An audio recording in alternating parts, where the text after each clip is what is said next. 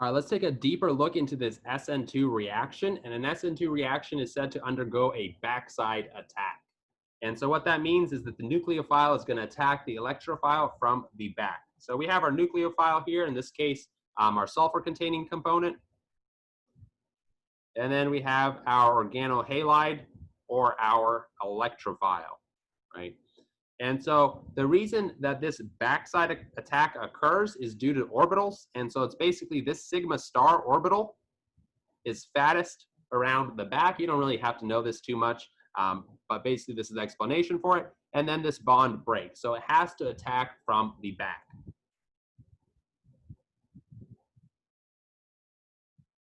And you can make all kinds of inappropriate jokes there.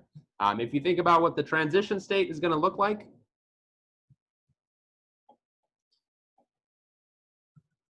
right, this bond is going to be forming at the same time this bromine bond is going to be breaking, right? So we got the hydrogen here, the ethyl there, and the methyl there, right? This bond right here is forming.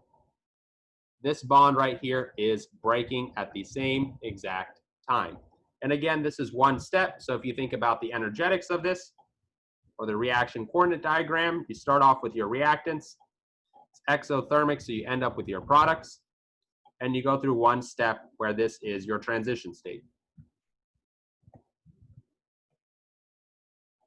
To finally form your product, and if you're thinking about the way this is going to end up, it's going to look something like this.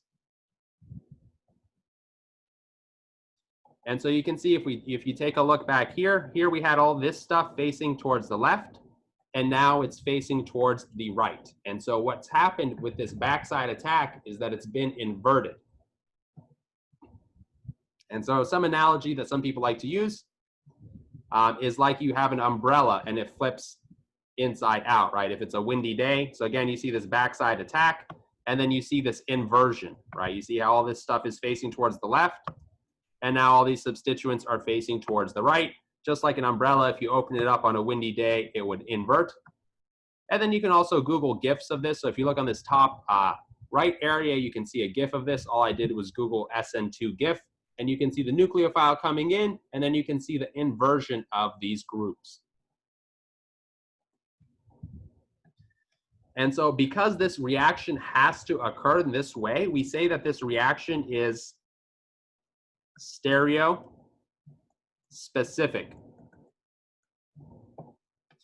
And what stereospecific means is that it's only going to give one specific stereoisomer depending on what the reactant is.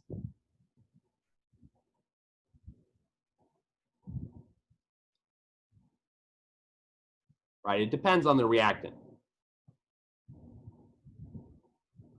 If you give it something that doesn't have a stereocenter, it's not going to make a stereocenter. If you give it a racemic mixture, it's going to end up with a racemic mixture. But if you give it only one hand of a molecule, for example, this bromine, where we have this wedge here, this is going to be R. If we think about our nucleophile coming in here,